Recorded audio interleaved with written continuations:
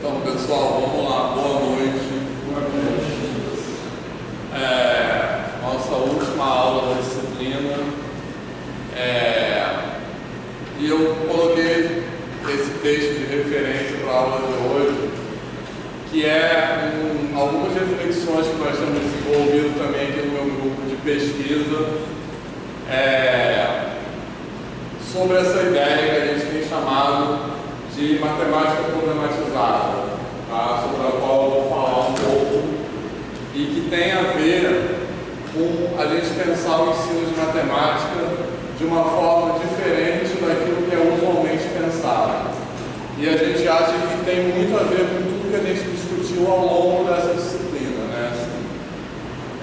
O objetivo dessa disciplina, como eu falei desde o começo da aula, é provocar em vocês uma reflexão de que a escola na qual vocês vão ensinar como professores e professores não é necessariamente a escola na qual vocês estudaram ou a escola com a qual vocês têm familiaridade no meio social de vocês. Então, o objetivo dessa disciplina é colocar vocês num contato inicial, assim, com diferentes contextos escolares, né?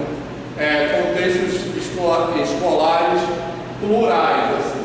Cada um dos temas que nós discutimos nessa disciplina poderia ter uma disciplina inteira sobre aquilo, né? Assim, educação indígena, educação para pessoas com deficiência. Cada aula dessas poderia ser uma disciplina. A gente poderia até ter disciplinas eletivas, né, se falar sobre isso. Mas o objetivo dessa disciplina, a gente não consegue aprofundar em nenhum desses temas, mas é provocar a reflexão sobre essa pluralidade de contextos escolares. E, sobretudo, desconstruir a ideia de um aluno idealizado e a ideia de que a gente pode pensar no ensino de matemática pensando só na matemática, certo? Então, não dá para pensar em como ensinar matemática sem pensar com quem e onde assim, em que contexto social nós estamos ensinando, né? Não existe uma melhor forma de ensinar frações ou funções ou qualquer coisa assim que funcione em qualquer contexto, beleza?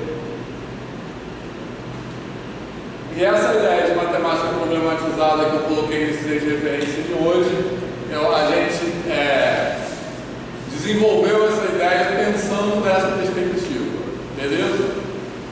Então, antes de eu continuar, quem quer falar alguma coisa sobre a disciplina? Depois eu vou passar, a gente ainda tem uma aula, na verdade, sábado, essa não é a última, que é da Pequena África, né, que não é obrigatória, mas conta como uma aula de campo. E, assim, não vai contar falta, mas ela pode abordar uma falta, tá? De quem faltou antes.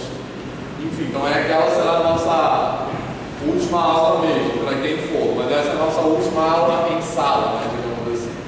Então, antes de eu continuar, queria saber quem tem algo a dizer sobre a disciplina. Depois eu ia falar aí, depois eu tenho um formulário, um questionário de avaliação, tá? Que eu vou pedir para vocês avaliarem cada aula, o que vocês curtiram mais, etc. Mas quem quer começar falando alguma coisa sobre a disciplina? Assim, o que vocês acharam? Vocês acharam que... Como vocês acharam que contribuiu para a forma como vocês pensam na profissão? Que aulas vocês gostaram, que aulas vocês não gostaram? E o que vocês mudariam, por exemplo, nessa disciplina? Quem quer falar um pouco disso? Fala aí, gente. Cauã, João.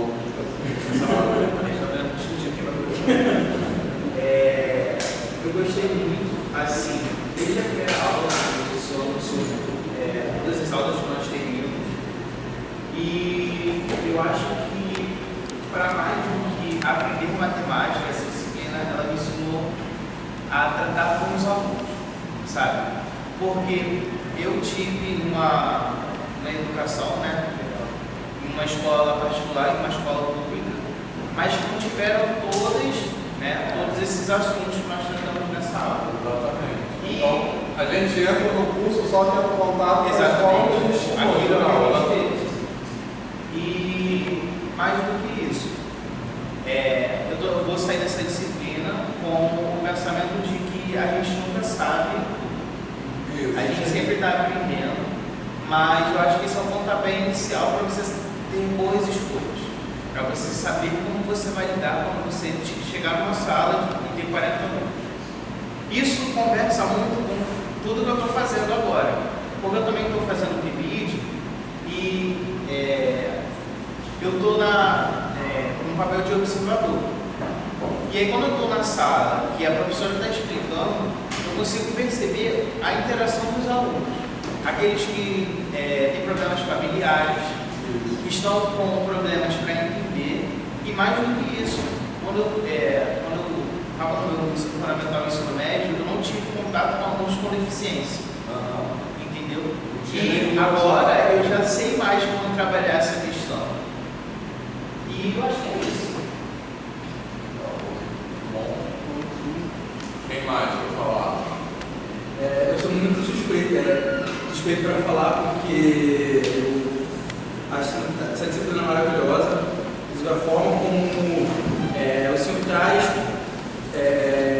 para a gente essa estrutura de horas de conversa e de leitura de texto, e até mesmo de aulas de campo, deixa ela muito mais dinâmica, não fica algo só, vamos ler um texto para a próxima aula e vamos ler esse texto. Não.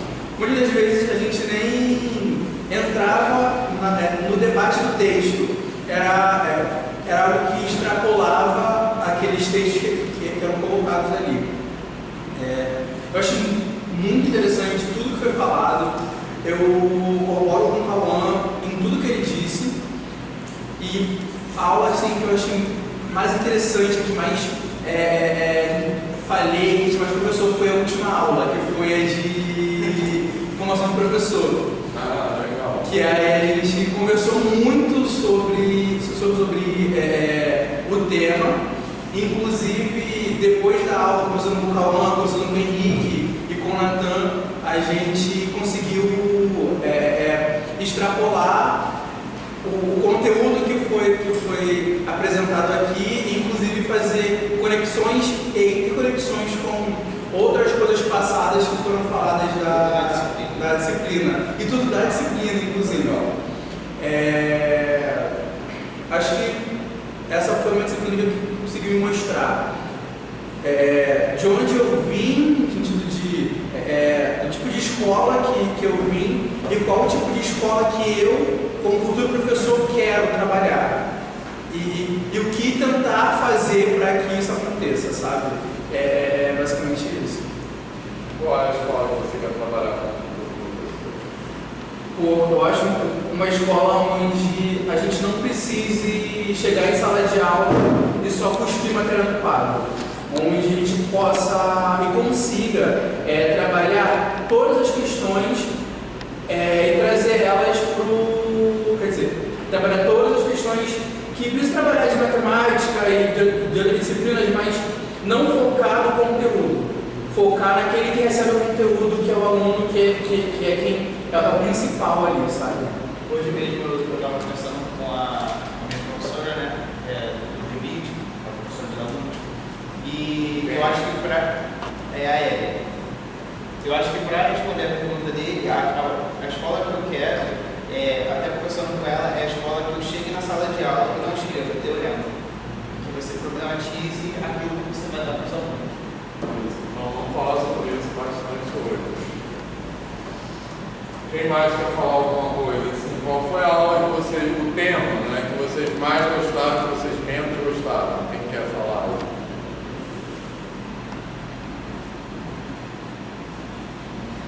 Sem ser os dois. Lucas. Eu mais uma vez adorei a aula de matemática referenciada e a de educação quilombola, mais uma vez com o Alan. Apesar de não ter, o convívio dele ter sido de pesquisa, é um convívio naqueles quilômetros do Rio Grande do Sul maravilhoso, né? Dessa vez ele não trouxe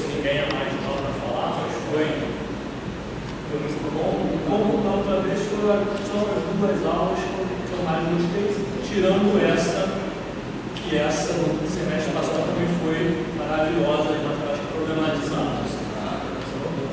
Esse semestre que eu menos gostei foi a indígena. Não foi tão rica, não foram representantes tão eloquentes quanto da última vez, não foram tão militantes, eram mais retraídos, mais contidos. Então não teve aquela discussão inteira, não teve aquela explanação. Então esse semestre para mim foi essas. Legal. Eu tinha pensado nisso no parâmetro do ano passado.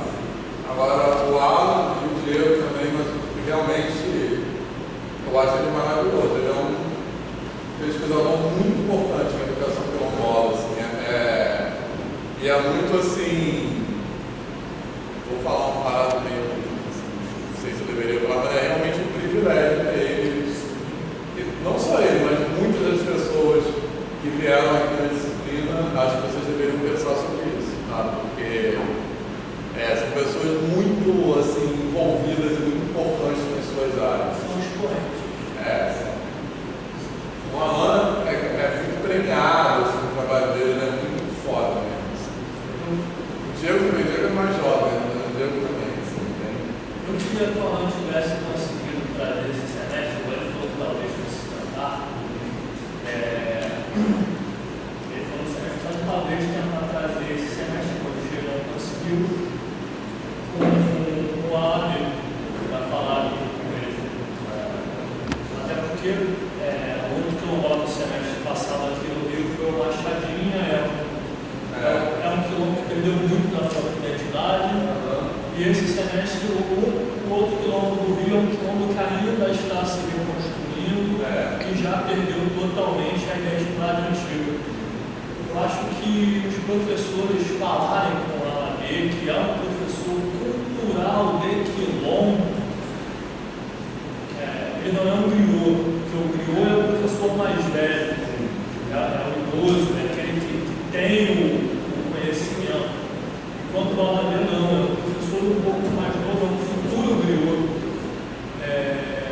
Eu acho que a experiência boa, igual eu falei, esse mês passado do Alan, mas pelo jeito ele não conseguiu esse semestre. Eu acho que seria estar com uma experiência boa. ano que vem, o Alan deve ir ao Rio, eu vou chamar ele para dar uma palestra presencial. Quem mais quer falar? Não é possível que não tenha uma aula que vocês gostaram e que vocês não gostaram. Eu gostei muito da visão do texto, os depoimentos das pessoas vão ser bem marcantes. Essa aula sempre vem porque, então, até uma coisa que eu queria falar, que eles também comentaram, assim, eu gostaria que tivesse mais aula de campo, mas a dificuldade é o fato de ser noturno, né, assim. Então,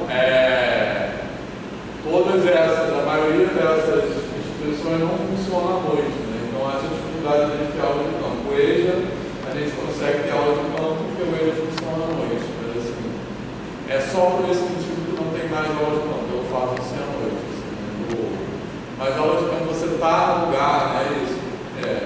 Você ver aquele aluno, entender a história de vida das pessoas é muito impactante. Essa é sempre uma das aulas mais fortes. Enfim. Bom, fala. Gostei da aula de avaliação. A aula sobre avaliação. Você gostou? E os temas que eu nunca tinha pensado antes. Mas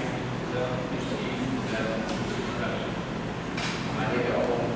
Porque parece que avaliar em matemática parece ser uma coisa meio óbvia, né? Nunca teve nenhum tipo de avaliação diferente durante toda a minha carreira na universidade. Eu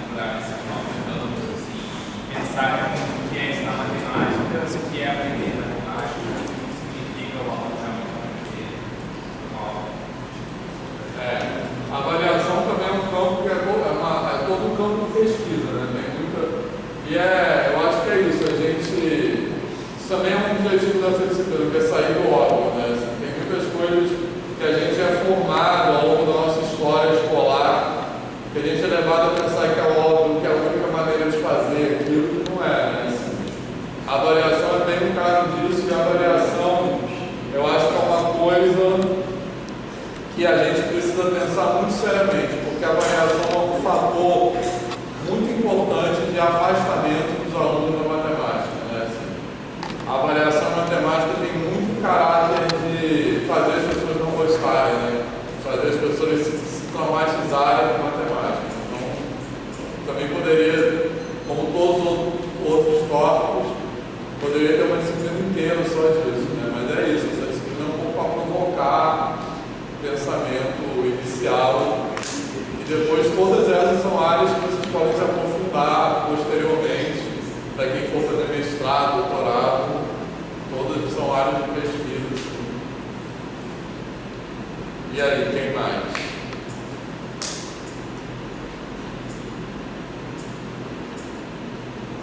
Então, vamos lá, vou começar a passar o PowerPoint aqui, que eu botei algumas ideias, né, sobre que tem, essas ideias também tem muito a ver com o que a gente está conversando agora, tá?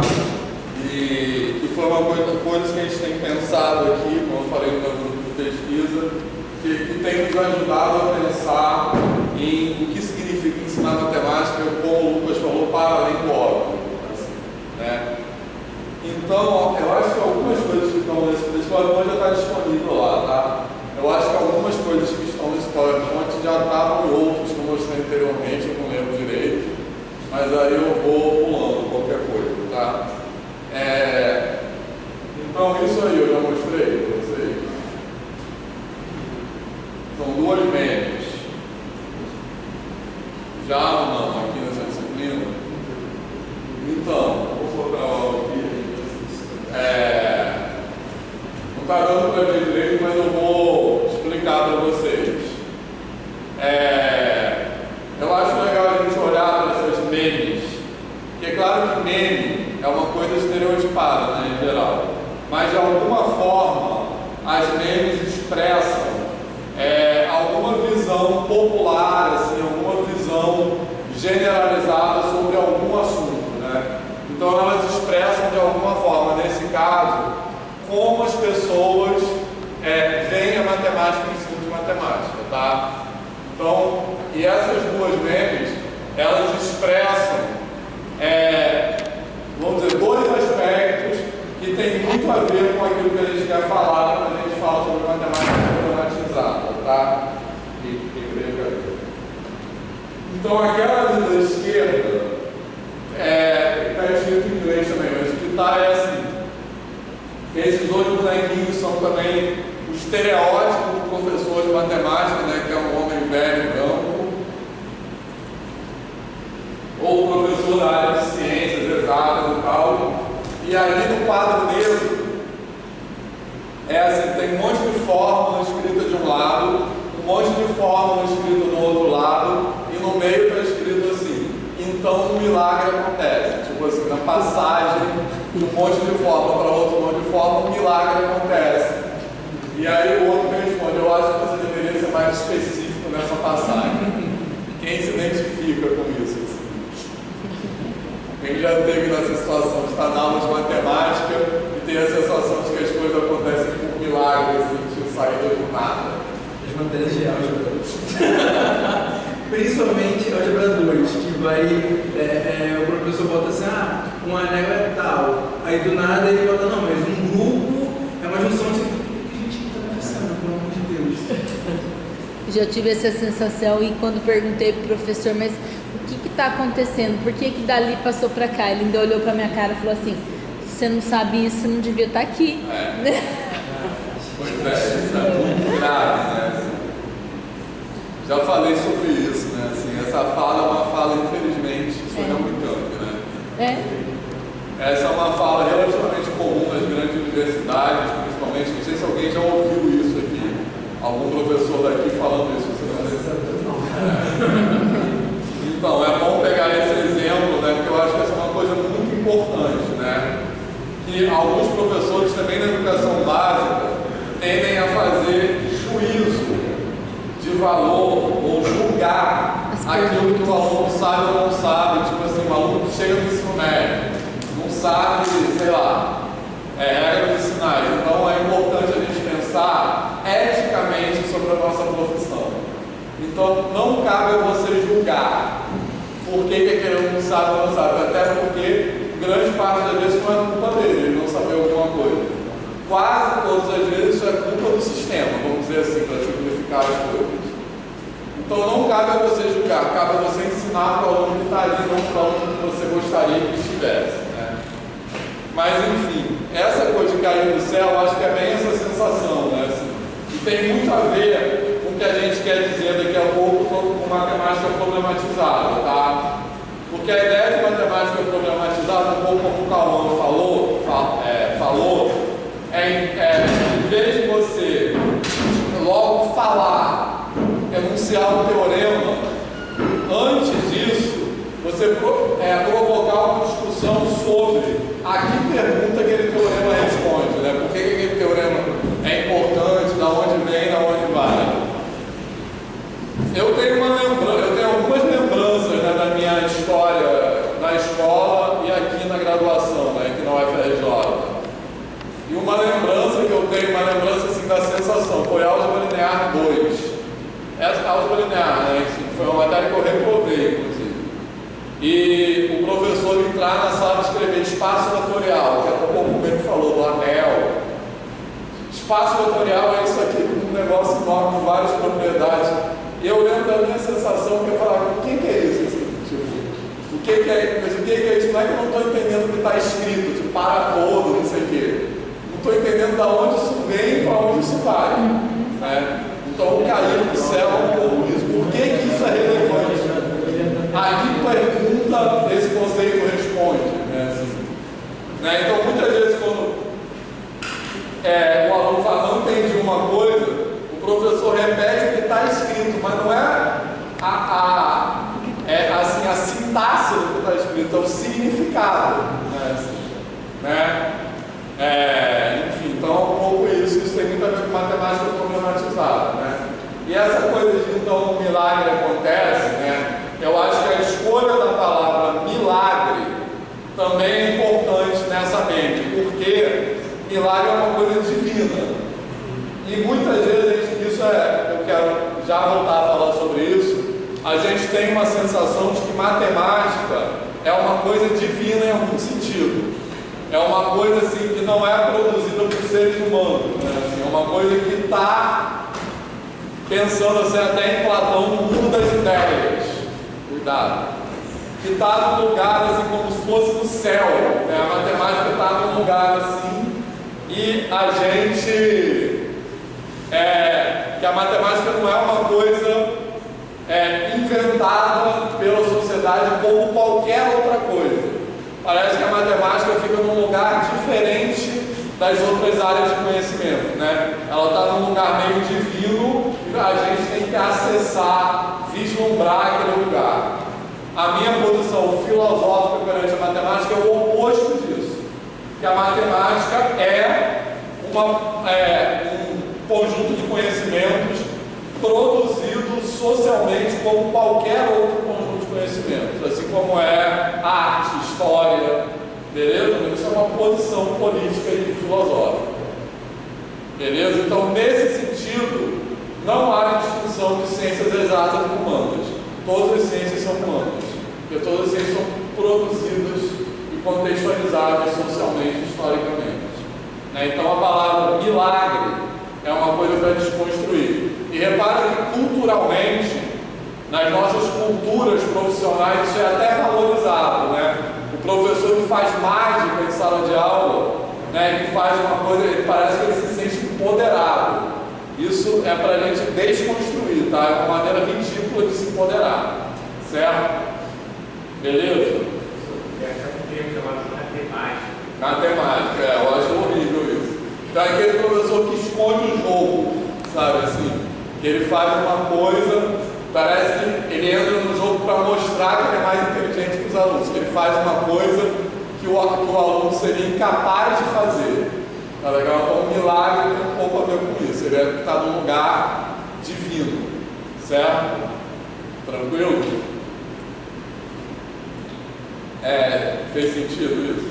Então isso é uma das coisas que a gente quer desconstruir com essa ideia de matemática problematizada, beleza? Pessoal, todo mundo se identifica muito com isso, né? experiência assim como aluno. E a outra meme, que eu até coloquei um negócio preto na cara desse cara que é um cientista famoso, vou botar a imagem dele. Essa aí dá para ver o que está escrito, né? Que está dizendo, na aula de hoje vou demonstrar duas coisas: o teorema que estamos estudando e o quanto isso falta de inteligência para entendê-lo. Então, quem se identifica também com essa situação? Né? Então, eu acho que essa mente expressa uma coisa que também é para ser desconstruída em matemática, no ensino de matemática, que é uma coisa que eu chamo de mito da genialidade, tá? Que é uma visão de que a matemática só é acessível para pessoas dotadas de uma capacidade, de uma inteligência especial, ou seja, a ideia de que, ou, já vou voltar a falar sobre isso, que ou você nasce bom em matemática ou você jamais será bom em matemática, tá? Essa é uma ideia também em relação à qual eu me oponho veementemente. Eu acho que o gostar de matemática e o ser bom em matemática são coisas construídas a partir das nossas experiências na escola, né? A partir de como a gente, aquela matemática, se relaciona com ela na escola. Eu vou trazer até o exemplo do Henrique, ele já falou algumas vezes aqui na aula, a gente conversa muito sobre isso no off. Ele não gostava de matemática até o último ano dele no ensino médio. Ele veio começar a falar de matemática por conta de uma experiência que ele teve em sala de aula no último ano do médio. E aí, quando a gente vai estudar junto, a gente vê que ele consegue entender as coisas. Só que há algo que faz com que ele não consiga aplicar aquilo ali. Mas eu conversei com ele para esse amigo: relaxa, calma. Isso é difícil mesmo, calma. Vamos tentar de novo e vai dar certo.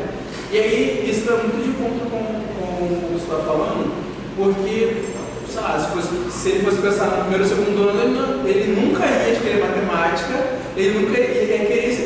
Se ele tivesse uma boa experiência no terceiro ano também.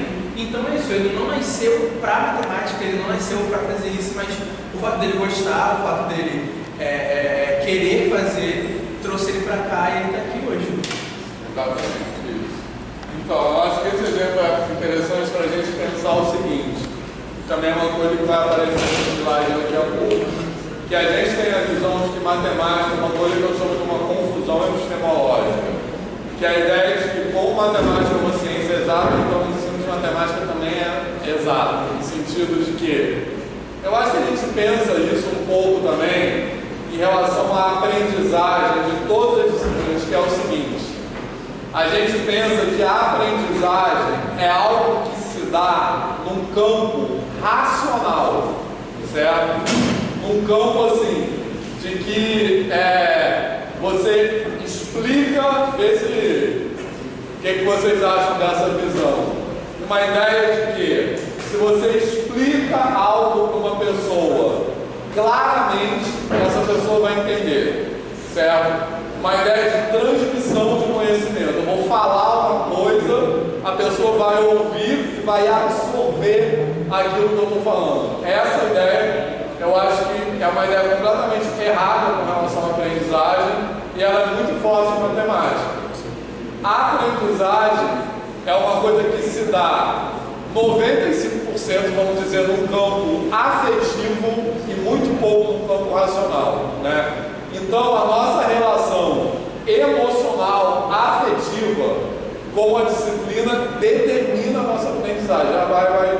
Vou dar um exemplo disso.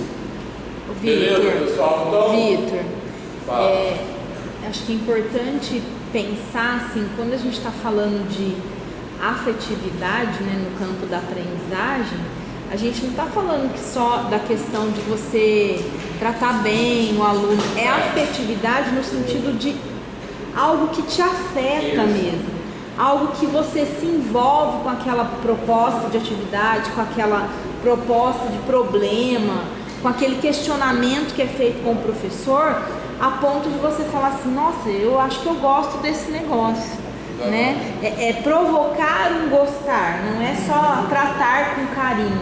Então é a gente pensar nesse sentido. Eu queria só problematizar uma fala que você trouxe, João, né? Isso. Você falou assim, ele não nasceu para matemática, mas será que a gente precisa nascer para matemática? Porque ele fala isso. Ele fala isso. Eu acho que é tudo uma construção também, né?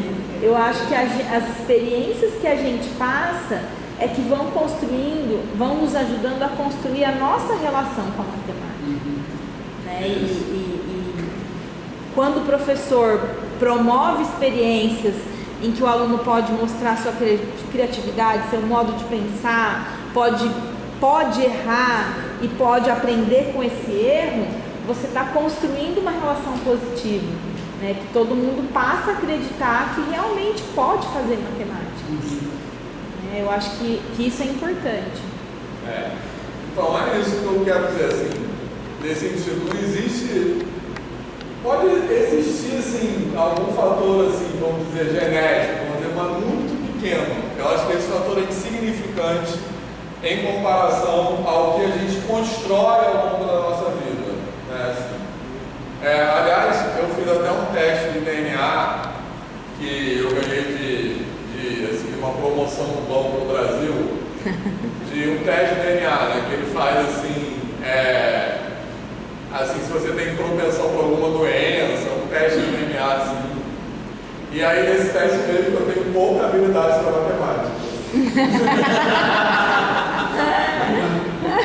Adorei. Super verdadeiro esse teste. Então, acho que pode ter alguma coisa lá, mas assim, eu acho que o que determina muito mais é a relação que você constrói com a matemática ao longo da sua história de vida, também da sua história, assim, muito da sua história escolar, né, na matemática, como disciplina escolar, né, assim, os professores e tal, mas também na história de vida, os pais. A minha mãe sempre me incentivou muito a estudar, e sempre assim. Então, tudo isso, o seu talento, entre aspas, matemática é construído dessa forma. E muito pouco uma coisa que você nasce bom ou não, entendeu? Então, desconstruir essa ideia de não nascer para isso, né? E essa nasceu para qualquer coisa. A gente nasceu para qualquer coisa, exatamente. Pode ser que a gente tenha mais ou menos esforço para chegar lá, mas consegue qualquer coisa. Eu tive um debate numa matéria de educação, semana passada, que a gente falava sobre que quando a gente é criança, a gente quer fazer tudo. E a gente sabe tudo e fala, não, quero ser astronauta, quero ser piloto, mas em algum momento se perde. E o porquê que se perde e como que se perde.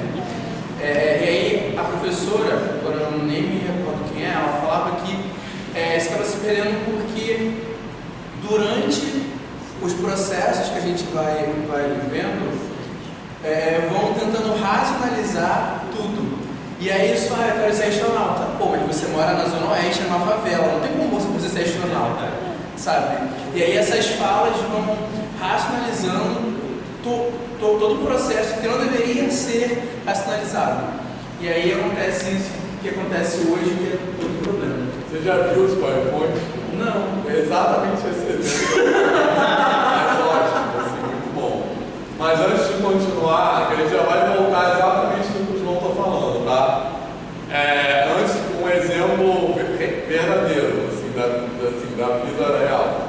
Mas antes quero voltar nessa questão do afeto que ele falou. Então, quando eu falo que a aprendizagem se dá no campo dos afetos, não é assim você ser carinhoso, pô, não é tão simples assim. Então, uma coisa também que eu sempre falo que é importante pensar é o seguinte: acho que a maioria dos professores daqui, as pessoas acham o seguinte, que dar aula é chegar na frente de um grupo de pessoas e falar coisas, certo? Então, dar aula não é isso. Dar aula, antes de mais nada, afetar e ser afetado. Então, afetar o outro é isso.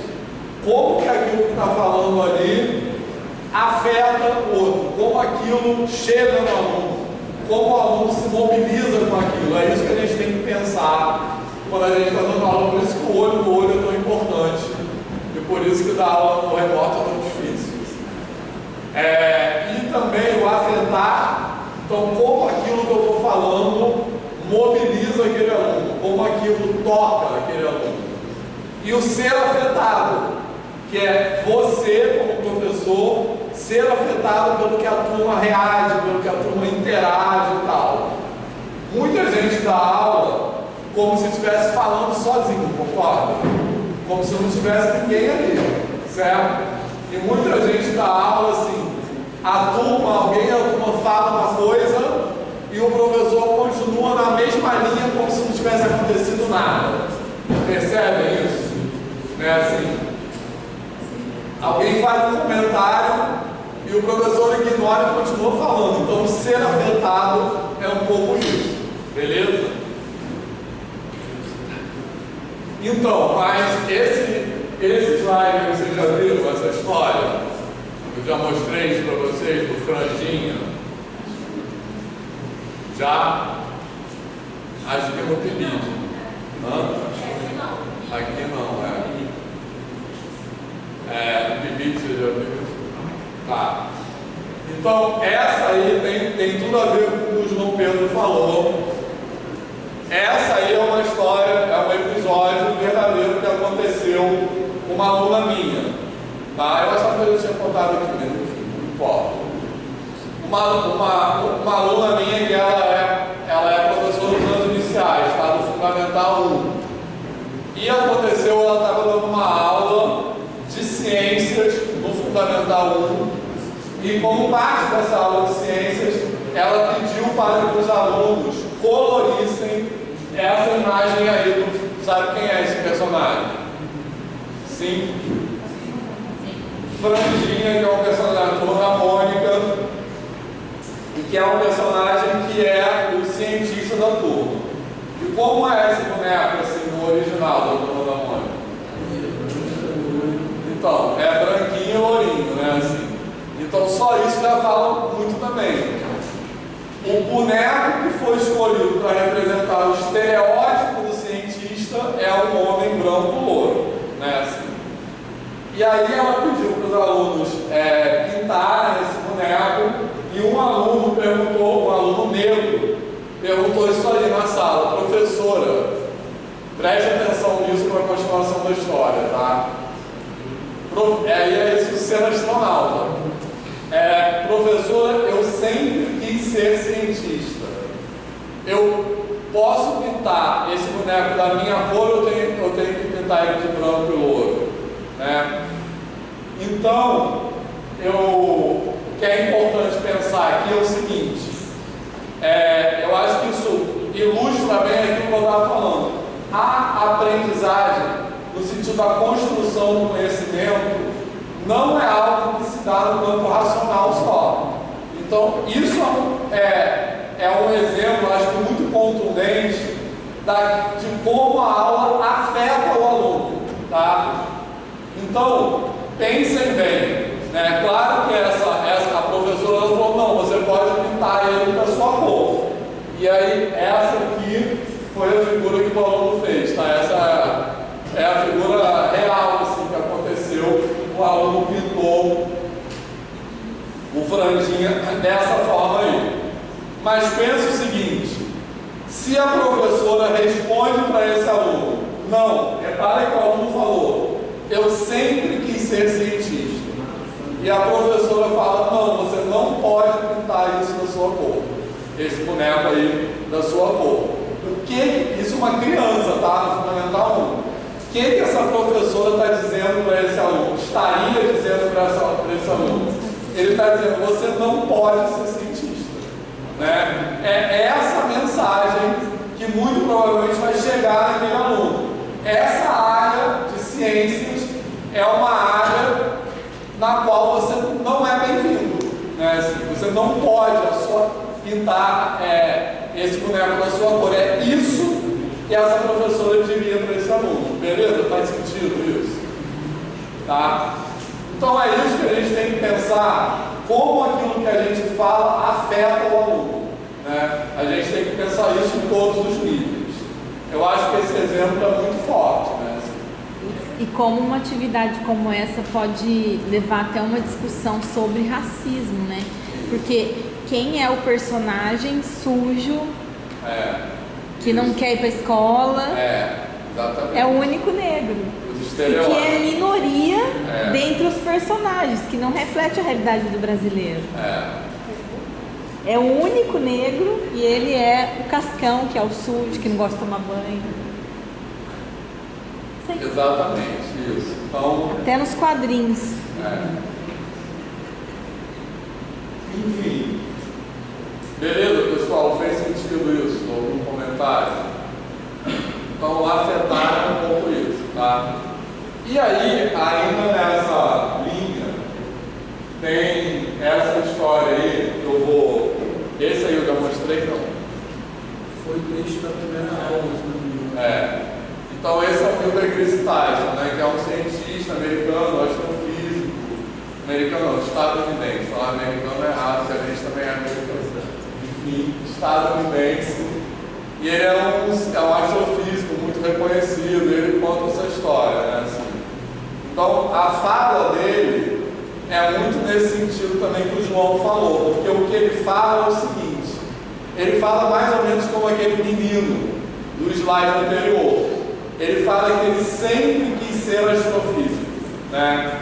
E aí ele fala que o desejo dele de querer ser cientista, aliás, o Alan também fala isso, que o desejo dele de querer ser cientista era contrário às expectativas que a instituição escola tinha em relação a ele, certo?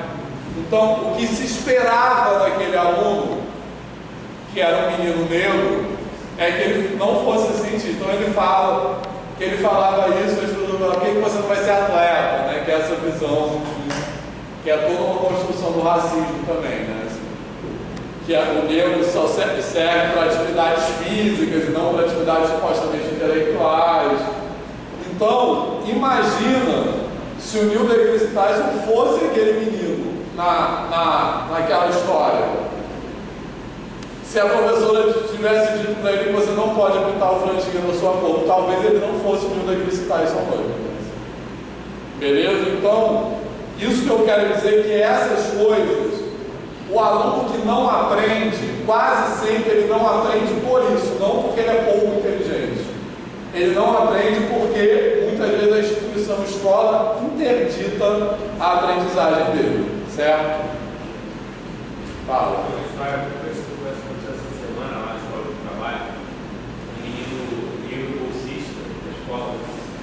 Passou para rápido agora.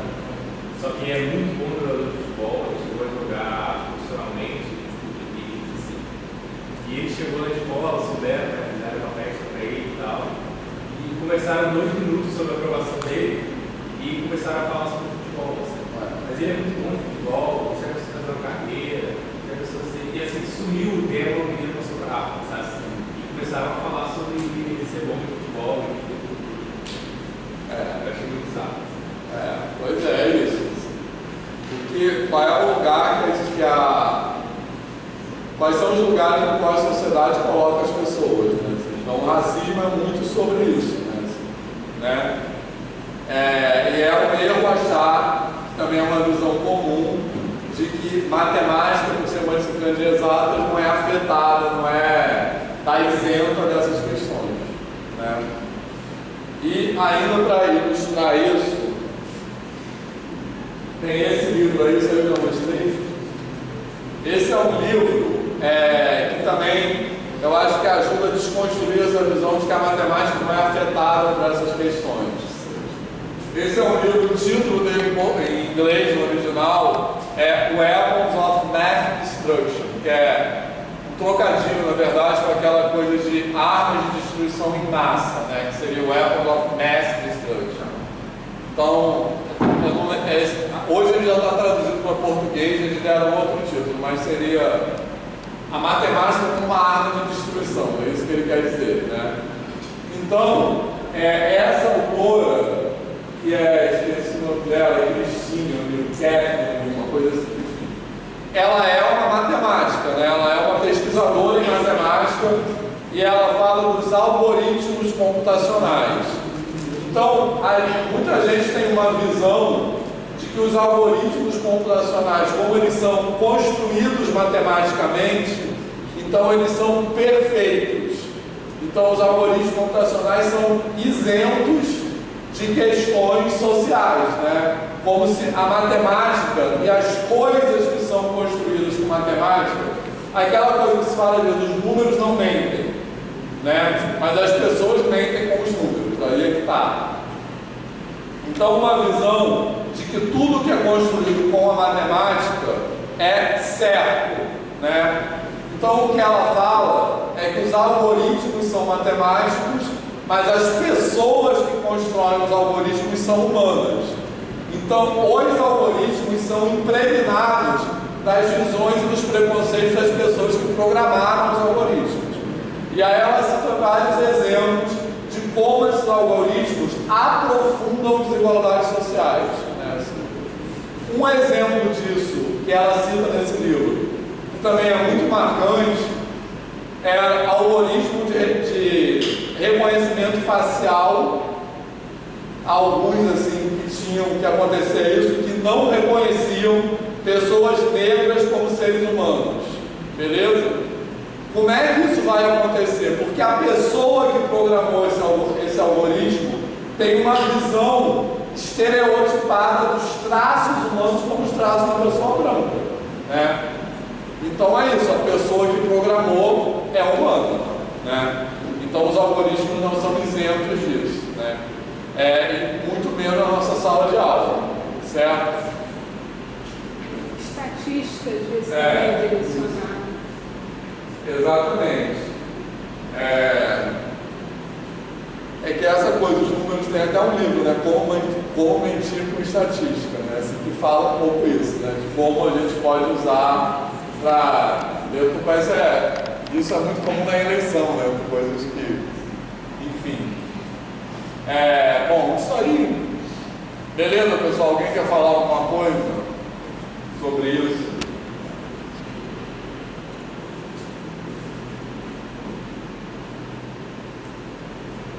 Está fazendo sentido essas questões?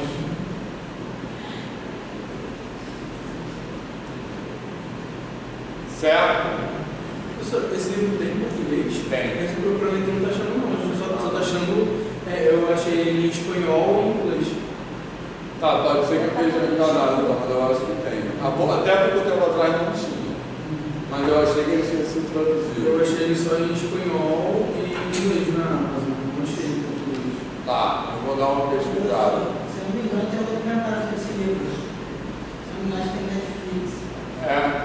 Essa daí é uma temática dele. Acho que não sei.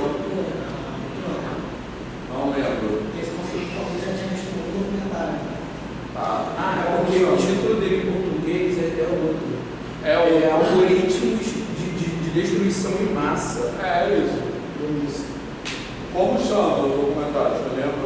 Você achou para comprar ou em PDF? Para comprar. Posso pegar em PDF também. Ah, se você conseguir, eu agradeço. 2 cliques. Enfim, é isso. Bom, aí eu trouxe só para ilustrar essa visão, são alguns comentários que extraídos no Facebook e no Instagram, de pessoas que se revoltam, assim, quando a gente traz uma discussão que discute o ensino de matemática com questões, por exemplo, de gênero e de raça, né, assim. Então, né, depois vocês podem, tipo assim, seria ridículo se não fosse estupro, misturar ideologia com ciências exatas é totalmente destituído de sentido. Eu acho que os exemplos que eu dei anteriormente mostram quanto essa fala dessa pessoa é idiota, é ridícula, assim. E é ingênua, mas não é uma ingenuidade, é uma ingenuidade com intenção.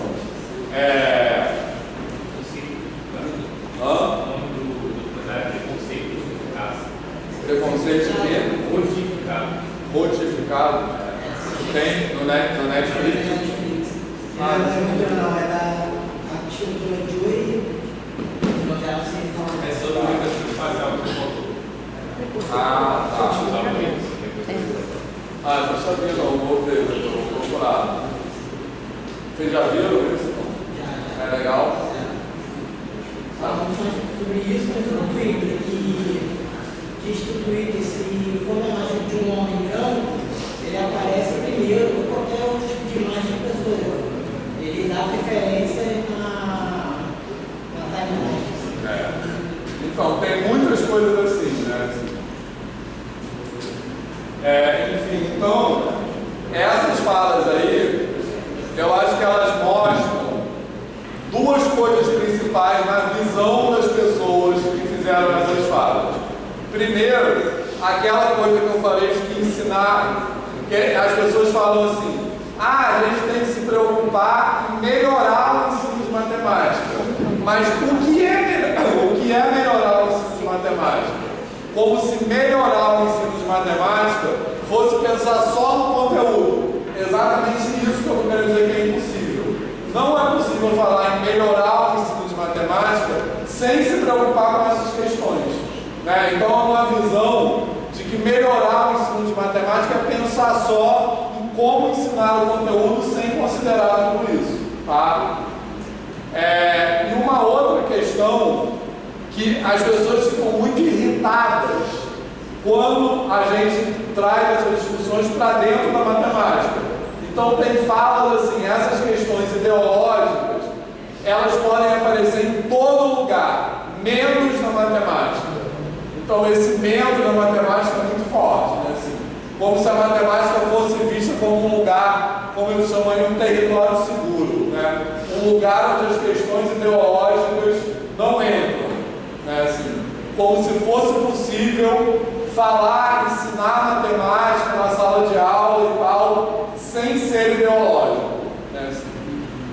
Então eu quero dizer uma coisa muito assim, enfaticamente para vocês, que é o seguinte: tudo é ideologia, tudo é política.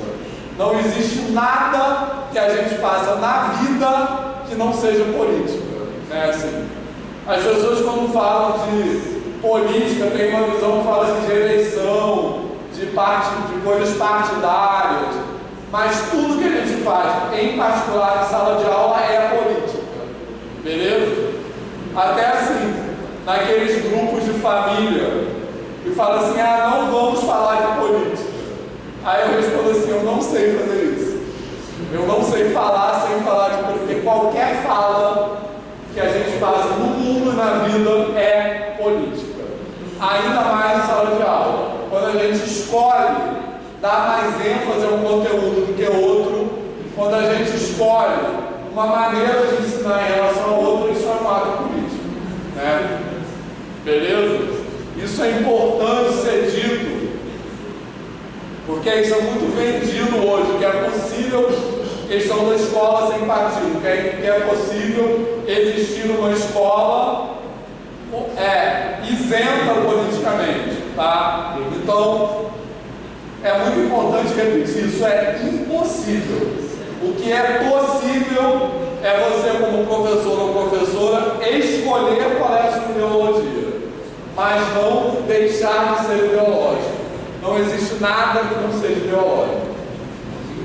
Beleza? Quem quer falar alguma coisa? Já tinham pensado sobre isso ou não? Alguém?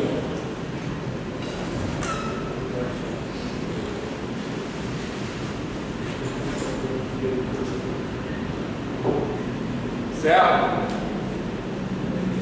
Fez sentido isso ou não?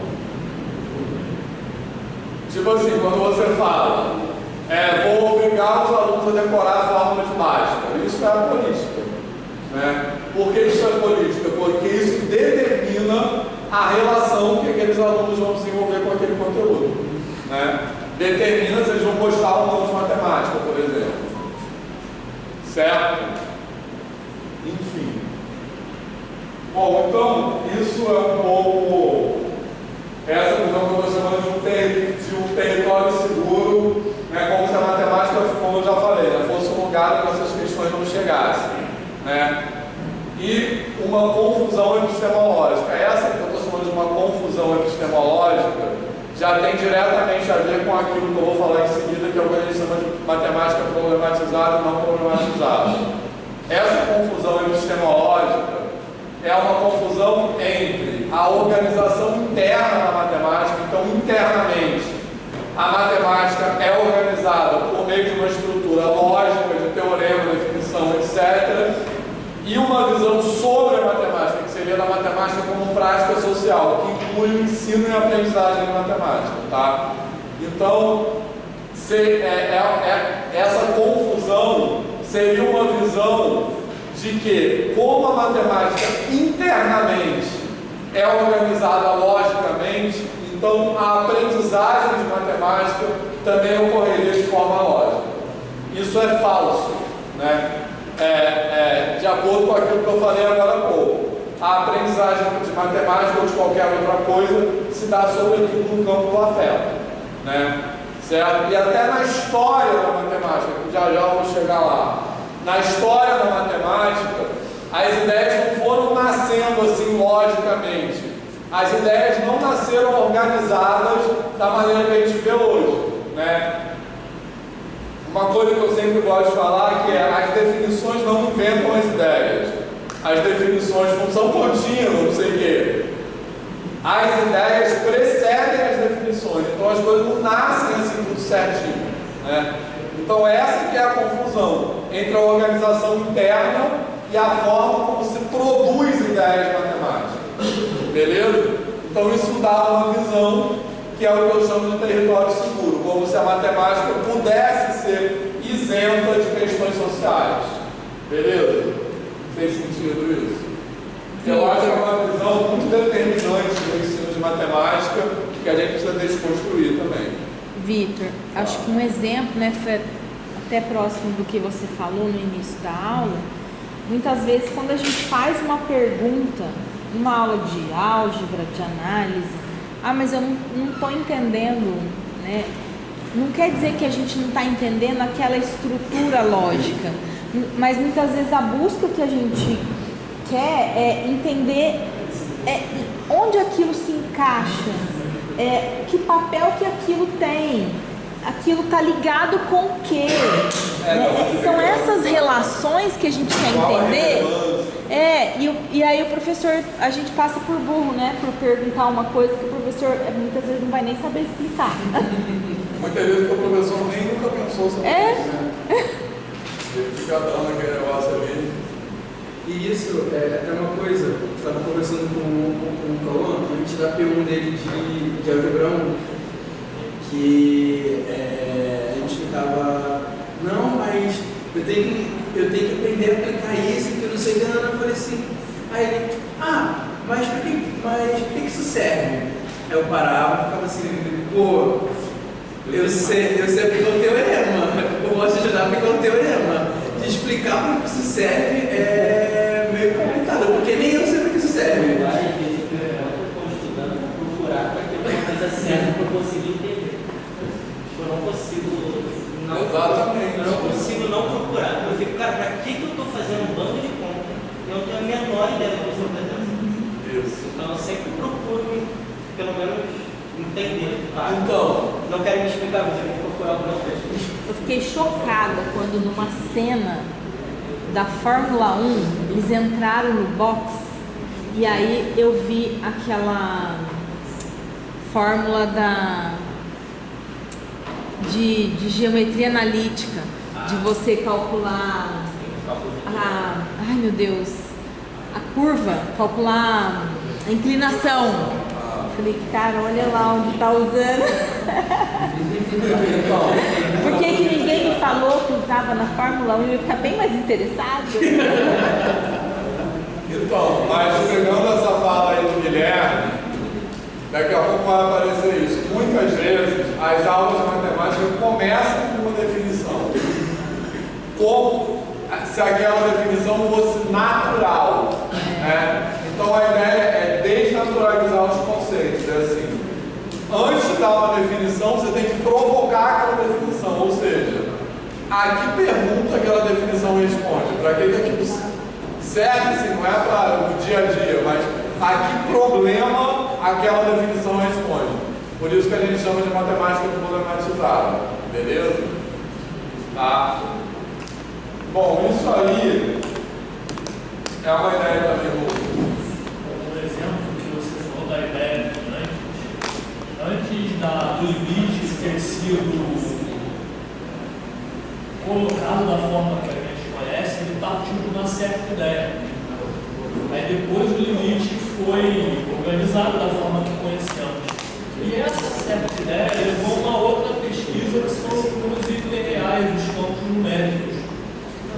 E você vê que se usar os campos numéricos com a ideia de limite, não da forma que ele é organizado e passado para a gente na sala de aula, mas da forma que ele foi realizado lá atrás, o limite é muito mais fácil, muito mais intuitivo.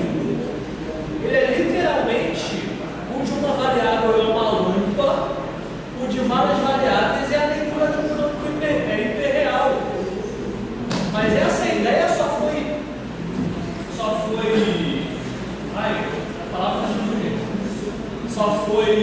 formalizada os hiperreais há pouco tempo, 2015, 2014, né? Os hiperreais. E era a ideia básica que levou o limite. A ideia do Leibniz era isso, infinitésimo. Sim, era o Os hiperreais formariam esse infinitésimo como objeto. Sim. Enfim, quem sabe qualquer dia vocês vão fazer aula de análise comigo.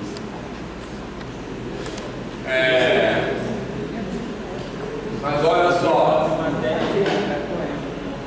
Fala. Só aparecer alguma matéria que já está correndo para ir atrás da matéria. Tá. Olha só. Bom, isso aí eu vou dar uma passada mais rápida, assim, para a gente adiantar, que eu estou chegando na ideia de matemática problematizada, que é uma posição também em relação ao qual eu sou veementemente contrário, que é a ideia de universalidade, tá? A ideia de que matemática é um conhecimento universal.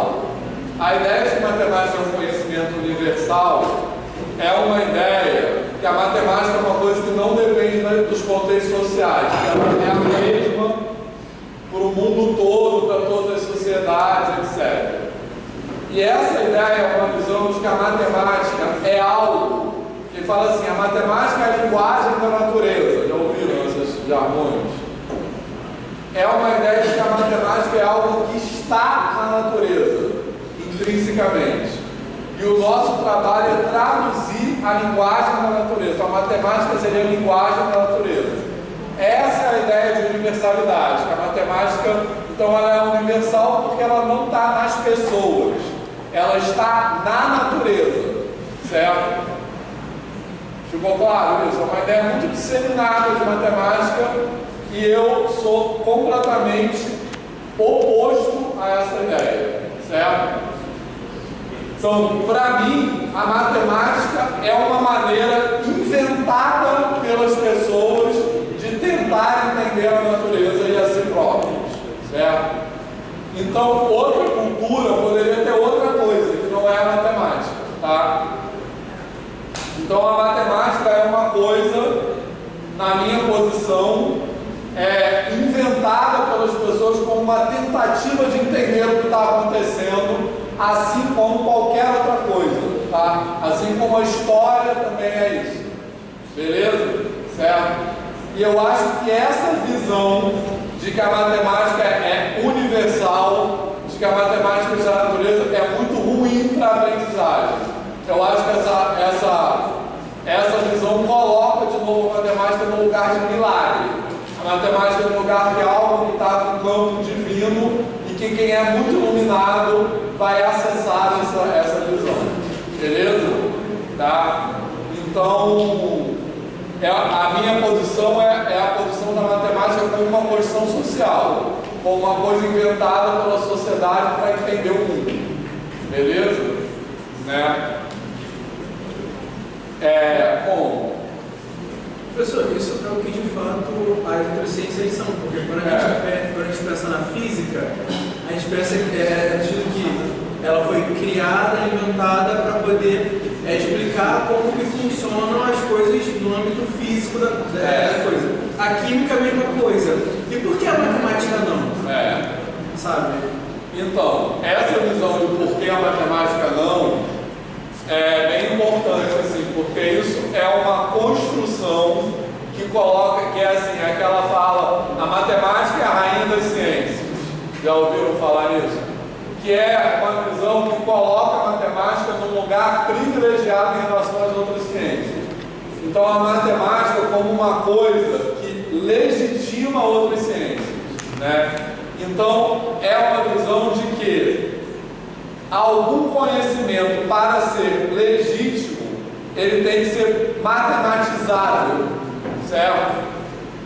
Essa é uma visão também completamente errada, e é uma construção que tem muito a ver com o processo de colonização, é uma construção do sistema mundo ocidental contemporâneo. Essa ideia é meio que inventada na Europa no Renascimento, na época das colonizações, e que tinha como projeto político colocar a cultura europeia num patamar superior em relação às outras culturas.